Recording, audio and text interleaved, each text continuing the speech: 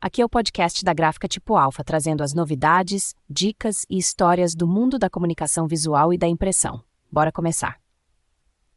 O design brasileiro já virou referência lá fora em muitas áreas. Mas quando a conversa chega nos projetos editoriais, naqueles livros de arte, catálogos sofisticados, revistas de nicho que concorrem nos maiores prêmios do mundo, a gente percebe que o caminho é um pouco mais íngreme. E a pergunta que fica é: o que separa uma peça gráfica bonita de uma obra que vai parar no pódio de um festival internacional? Hoje a gente mergulha fundo nessa questão.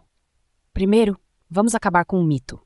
Ganhar um prêmio internacional de design editorial não é questão de sorte, nem de ter um designer genial acordando inspirado numa manhã de segunda.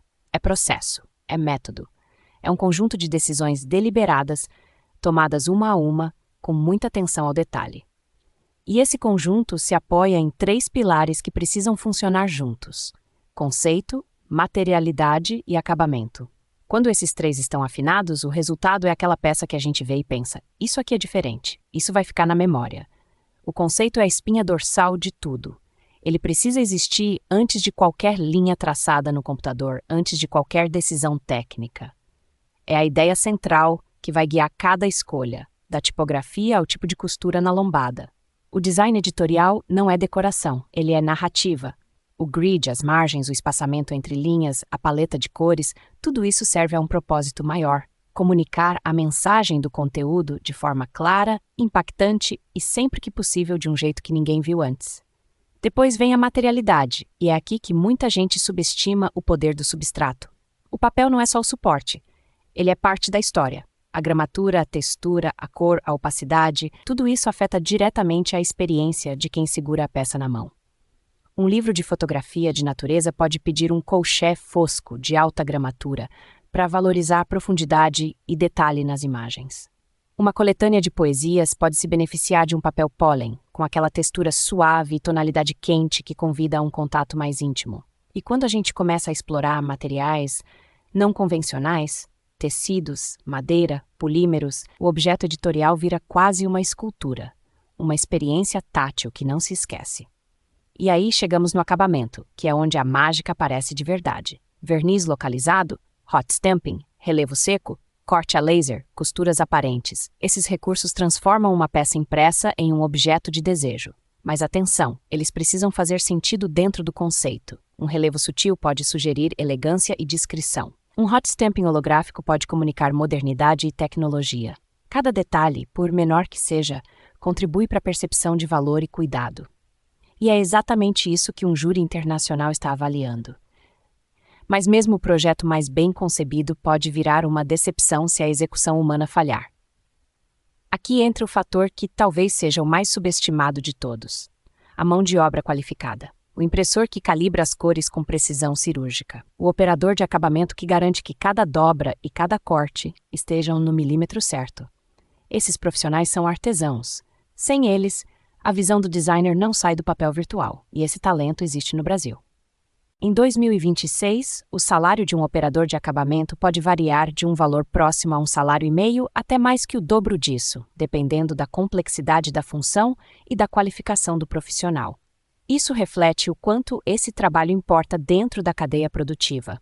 Ignorar essa expertise é um erro que custa caro, no sentido literal e no sentido do resultado final. A dica prática é simples: envolva a equipe técnica da gráfica desde o começo do projeto. Não espere a arte final estar fechada para conversar com o impressor. Uma troca franca sobre as possibilidades e limitações de um determinado papel ou tinta pode mudar completamente o resultado. Designers que entendem de processos de impressão criam peças mais inteligentes. Equipes gráficas que entendem a visão criativa sugerem soluções que ninguém tinha pensado. É nessa sinergia que nasce a inovação de verdade. Agora, não dá para falar de excelência sem olhar para o contexto econômico. A indústria brasileira em 2025 teve um crescimento de produção industrial de apenas 0,6%, bem abaixo dos 3,1% do ano anterior e sem crescimento mensal desde agosto. Esse cenário de retração pode parecer, à primeira vista, um obstáculo para quem quer investir em projetos editoriais de alto custo e complexidade. Mas a gente pode olhar por outro ângulo. Em um mercado onde a competição por preço fica cada vez mais acirrada, a capacidade de entregar um produto com valor agregado inquestionável é o que garante sobrevivência e destaque. Competir só por preço em época de crescimento lento é estratégia de curto prazo. A diferenciação pela qualidade, pelo design inovador e pela execução impecável é o que garante sustentabilidade e abre as portas para o reconhecimento nacional e internacional. Projetos que aspiram a prêmios internacionais não são só uma questão de prestígio. Eles funcionam como um farol, mostram a capacidade técnica e criativa de toda uma cadeia produtiva, elevam o padrão do mercado, inspiram outros profissionais e atraem clientes que buscam exatamente essa qualidade superior e estão dispostos a investir nisso. Para fechar, o que o Brasil precisa para virar presença constante nos pódios internacionais de design editorial não é só talento isolado. É ecossistema. É colaboração estratégica entre editoras, estúdios de design, gráficas e setores. É investimento em tecnologia de impressão e acabamento que permita executar ideias ousadas com precisão.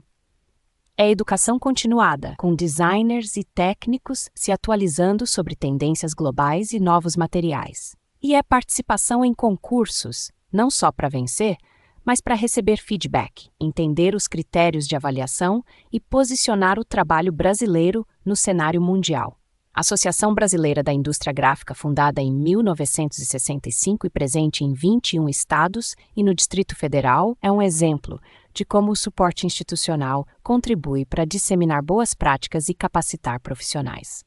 Mas a cultura da excelência se constrói no dia a dia. Em cada escolha de projeto, em cada conversa entre designer e impressor, em cada detalhe que alguém decide não abrir mão. O talento já existe em abundância por aqui. O desafio está em orquestrar todas as peças para que a criatividade brasileira seja finalmente impressa nas páginas mais importantes do design global. Esse foi o podcast da Tipo Alfa de hoje. Se gostou, compartilha com aquele amigo empreendedor. Até a próxima!